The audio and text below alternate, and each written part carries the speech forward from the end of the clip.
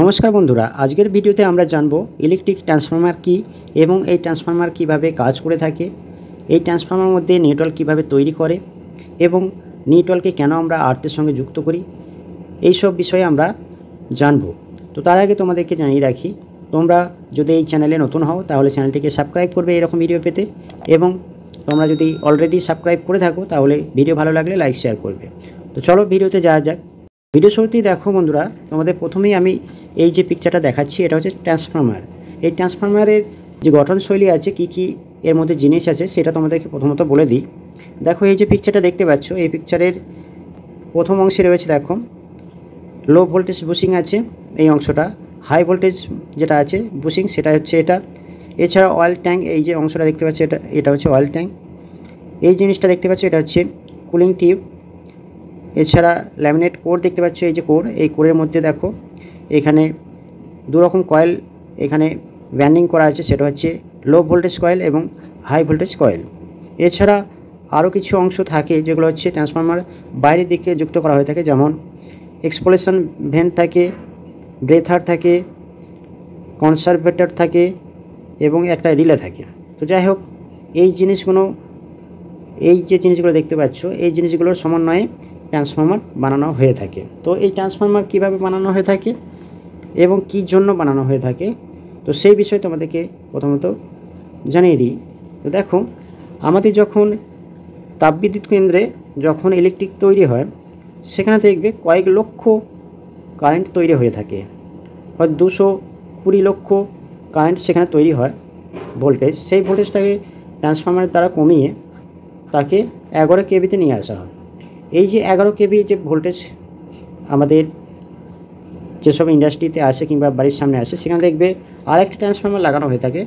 সেই transformer 11 KV থেকে 220 কিংবা 440 ভোল্ট আমাদের বাড়ি কিংবা ইন্ডাস্ট্রিতে গিয়ে পৌঁছায়।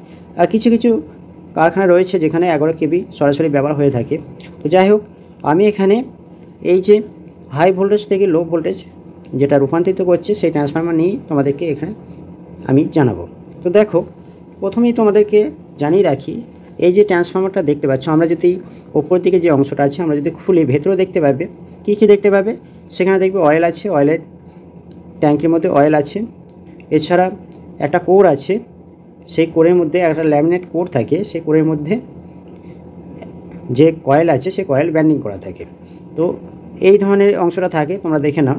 তো এইখানে দেখো দুটো ব্যান্ডিং থাকে, সেটা হচ্ছে একদিকে দেখো প্রাইমারি কয়েল রয়েছে আর একদিকে রয়েছে সেকেন্ডারি কয়েল রয়েছে। তো এই প্রাইমারি এবং সেকেন্ডারি, তো কোন দিকে কোনটা ব্যবহার করা হয়ে থাকে সেটা দেখো। প্রাইমারি হচ্ছে আমাদের যেখানে কেভি মানে 11 কেভি ভোল্টেজ যখন ইনপুট হচ্ছে, কারেন্ট ইনপুট হচ্ছে 11 কেভি, সেই দিকে আমাদের ডেল্টা কানেকশান করা হয়ে থাকে, এই ধরনের ডেল্টা কানেকশান করা হয়ে থাকে। তারপরে যখন সেকেন্ডারি যে আউটপুট হচ্ছে সেকেন্ডারি কয়েল থেকে যে সেকেন্ডারি ভোল্টেজ, সেটা হচ্ছে 220 কিংবা 440 ভোল্ট। সেখানে দেখো RYB তার সঙ্গে নিউট্রাল আউটপুট হচ্ছে, কিন্তু আমরা যখন ইনপুট করছি তখন RYB মানে 3টে ফেজ ইনপুট করছি, আউটপুটের ক্ষেত্রে নিউট্রাল এখানে এক্সট্রা হচ্ছে। তো এই নিউট্রালটা কীভাবে এখানে উৎপন্ন হচ্ছে এবং এখানে ভোল্টেজটা কিভাবে কমছে সেটাই তোমাদেরকে এখন বোঝাবো। দেখো, যখন আমরা এই যে কোডটা দেখতে পাচ্ছ, কোরের মধ্যে ব্যান্ডিং রয়েছে, প্রথমে আমরা RYB যেটা 11,000 আমরা ভোল্টেজ এখানে ইনপুট করছি। ইনপুট করার পর এই যে কোরের মধ্যে যে ব্যান্ডিং করা রয়েছে, হাই ভোল্টেজ এখানে ইনপুট হচ্ছে, যার জন্য এই ব্যান্ডিংটা যেটা করা আছে সেই ব্যান্ডিংয়ের মধ্যে যখনই কারেন্ট বা ভোল্টেজ ইনপুট হচ্ছে, কারেন্ট ইনপুট হচ্ছে, তখন কি হয়, এই যে কোডটা মেটালিক রয়েছে আমাদের যে মিচেল ফ্যারাডে রয়েছে তার সূত্র অনুযায়ী যখন এই কয়েলের মধ্যে দিয়ে যখন কারেন্ট প্রবাহিত হবে তখন এই চারিদিকে একটা ম্যাগনেট তৈরি হয়। ম্যাগনেট তৈরি হওয়ার ফলে কি হয়, এই ম্যাগনেট সরাসরি তো আর বাইরে যেতে পারবে না, কারণ এর চারপাশে অয়েল থাকে, অয়েল দিয়ে কভার করা থাকে, যার জন্য বাইরে যে ট্রান্সফরমারের যে মেটাল বডি আছে সেখানে পর্যন্ত ভোল্টেজ ইনপুট হবে না। তখন কি করবে, এই যে ম্যাগনেট ফিল্ড পৌঁছাবে না, এই ম্যাগনেট ফিল্ডটা তখন এই কোরের মধ্যে প্রবাহিত হবে এক প্রান্ত থেকে আরেক প্রান্ত। এই যে যখনই প্রবাহিত হবে তখন এই জিনিসটাকে আমরা মেটালিক ফ্লাক্স বলে থাকি। এই মেটালিক ফ্লাক্স এইভাবে কন্টিনিউ যখন ম্যাগনেট ফিল্ড তৈরি হতে থাকে, আর একটা ম্যাগনেট ফিল্ড তৈরি হওয়ার পর আবার যখন ম্যাগনেট ফিল্ড তৈরি হয়, এভাবে যখন চক্রাবৃত্তি চলে তখন কি হয়, এই যে সেকেন্ডারি যে কয়েলটা রয়েছে তার মধ্যে এই ম্যাগনেট ফিল্ড ইনপুট হয়ে যায়। যখনই ইনপুট হয়, এখানে যে কয়েল ব্যান্ডিং থাকে, এখানে যে ভোল্টেজ উৎপন্ন হচ্ছে, এখানে যে স্টার কানেকশান করা থাকে, যার স্টার কানেকশানের মধ্যে এই যে 3টে ফেজের যে সিরিজ করা হচ্ছে, এই অংশে আমাদের নিউট্রাল উৎপন্ন হয়ে থাকে, এখানে 0 ভোল্টেজ হয়। আর বাকি যে আর ওয়াই বি 3টে ফেজ, সেটা ফেজ 3টাই আউটপুট হয় যে ভোল্টেজ, লো ভোল্টেজ, সেটা হচ্ছে 220/440। তো এইখানে দেখো একটা জিনিস আবার তোমাদেরকে আমি বুঝিয়ে দিচ্ছি।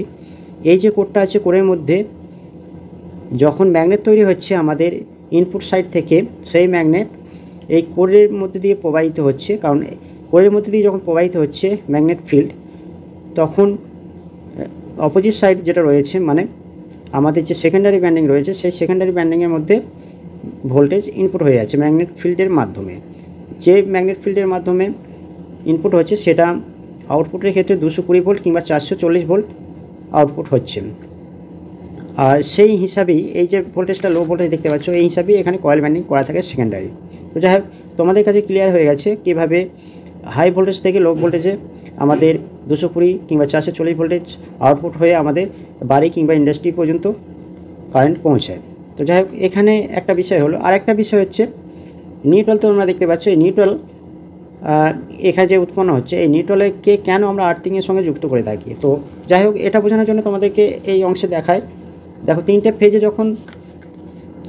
ফেজে যখন আর ওয়াই বি যখন আমাদের লোডে দেয়া হয়, দেখা যাচ্ছে 3টে ফেজে তো লোড কোনো সময় হয়তো 3টে ফেজে 3 রকম লোড কারেন্ট থাকে। হয়তো এটা দেখা যাচ্ছে 10 অ্যাম্পিয়ার আছে, এটা 20 অ্যাম্পিয়ার আছে, এটা 30 অ্যাম্পিয়ার আছে। তো এই যে আনব্যালেন্স রয়েছে, এই আনব্যালেন্সের ফলে এই যে নিউট্রাল যে অংশে রয়েছে, আমাদের সিরিজ যে অংশে নিউট্রাল তৈরি হচ্ছে 0 ভোল্টেজ, এইখানে কিছুটা ভোল্টেজ উৎপন্ন হয়ে যায়, যার জন্য এই ভোল্টেজটাকে 0 ভোল্টেজ মেনটেন্যান্স করার জন্য, এক কথায় এই 0 ভোল্টেজকে মানে সবসময় রাখার জন্য আমাদের এই নিউট্রালের সঙ্গে আর্থিং যুক্ত করা হয়ে থাকে। তো এখানে আর্থিং বলতে গ্রাউন্ডিংয়ের কাজ করে থাকে। আমরা ট্রান্সফরমারের সঙ্গে যখন আর্থিং যুক্ত করি তাকে গ্রাউন্ডিং বলে থাকি, তাকে আর্থ বলি না এই কারণে। তো যাই হোক, তোমাদের কাছে ক্লিয়ার হয়ে গেছে। এক কথায় আমাদের এই নিউট্রাল যে ভোল্টেজ, সেই ভোল্টেজকে 0 ভোল্টেজ রাখার জন্য আমাদের আর্থকে যুক্ত করতে হয় নিউট্রালের সঙ্গে।